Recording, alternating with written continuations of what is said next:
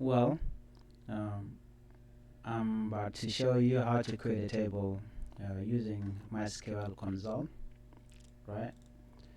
First thing first is to go to the software, WAM server, or if you have XAMPP, simply you have to left click, and then go to MySQL console right here. Okay. For me, I did not put in a password. Mine is open. Uh, just enter.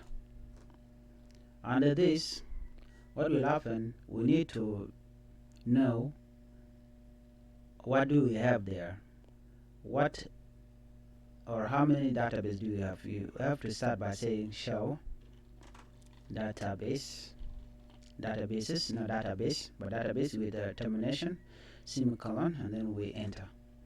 Now it shows us MySQL database. We have our own information schema, MySQL performance, student DB. This is what we have, but we are not going to use this thing, student DB. We are going to create our very own database. We have to start by saying or typing create database, and then we put a name. We are going to call it employee, right? So let's just put termination. Sorry, let me put DB so that we will identify. So we entered. Now it said query okay, one row affected. Then we go back to our code show databases, because we want to make sure that it is there. Terminate.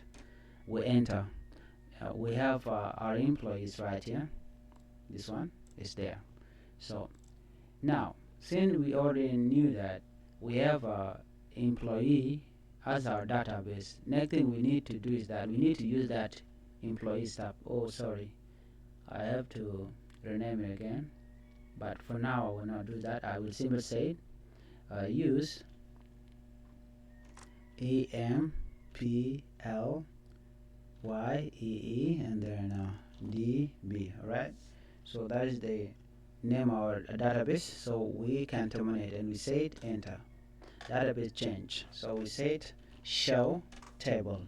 We want to see if we have any information under that database there. Show table is with S. We enter.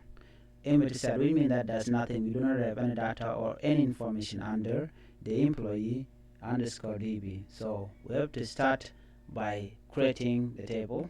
Create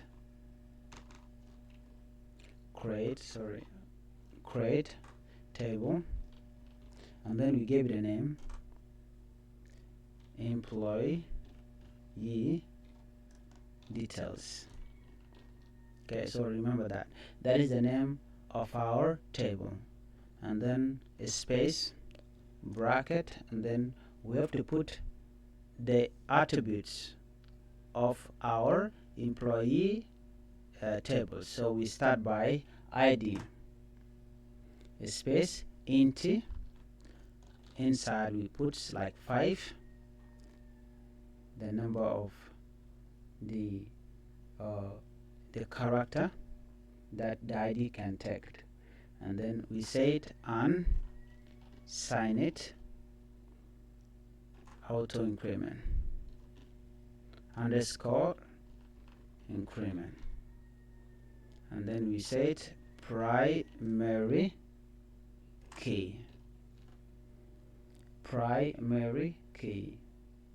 Just you have to put it like that, and sign it auto increment primary key. So we put this thing called colon, so comma, and then we enter.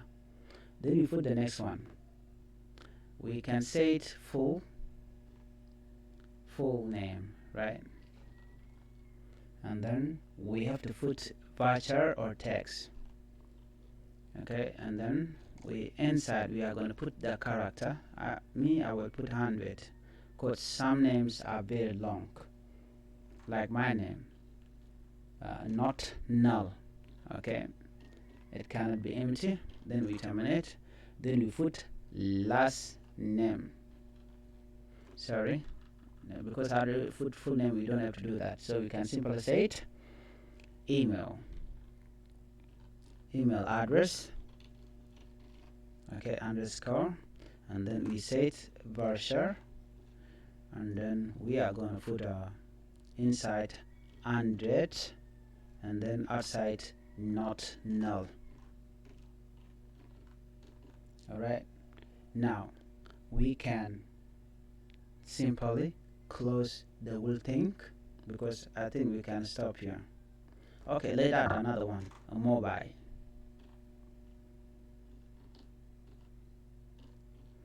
And then we set int. Then here we are going to put like around 20. And then we have to set not null. And then we are going to close the whole thing, and then we terminate. Let's try it whether it will work or not. We can say it. Oh, before I do that, I need to put a 1 here. After full names not null, we need to put a gender, right? And then we say varchar. Inside we put like around 10, and then we say it not null. Okay, so I think we are done. Then we come here. The next thing is we have to enter it just to execute the job. Enter, and let's see what we have missed. Oh my god, it said use near. Okay, we have the full varchar not null. I think I've missed a create table employee. Sorry, not null. I think I made a mistake here. Okay, they say it create table. Then I said employee before. Employee details. Okay, because I want to be sure that this is correct or not. Inside we say ID. Then we say enter. Then inside here we are going to put a 5, and then we say it unassigned. Sign it. Alright, then we say it auto increment.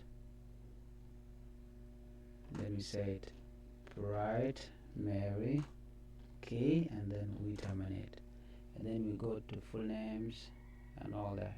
So let's try to enter this. Yep, now I have to look where the problem is. Not null. Oh, the problem is here. This thing's supposed not to have not null, right? Sorry for that. We can I think not that I have I'm mistaken here. This thing here, yeah, actually this is true. Let's try this, and yep, I think I got it. I made a mistake somewhere there. Okay, so one mistake, that's it, it is down, right? That is the mistake that I just made. So let's try to go, because we already created. Now try table employee detail already exists, because it executed already here. If you can see this line, this one, query okay, 0 affected, 0.1 seconds detect. Okay, let's try to say show tables, because we want to see what we have there. Tables, yes, table employee DB employee details. Now we have that particular table right there, so we are going to use that employee detail, and we want to see the attributes of it. Okay, so we said describe employee details, exactly the way I wrote it, employee details, and then we can put semicolon and enter or termination.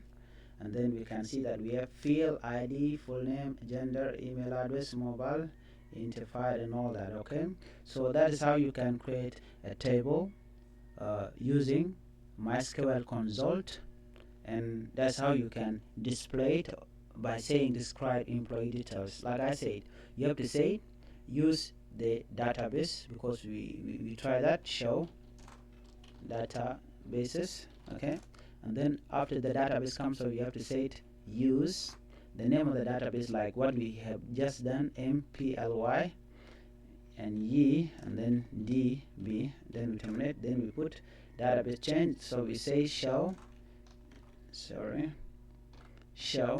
table is, then we terminate, so it can show us that. Then we say described employee details, just to see the attributes of our tables. So that's what we have. Thank you for watching, and may God bless you. If you have any question, drop it there. That's how you can create a database using MySQL consult. That's it. That's what I have for you. Thank you.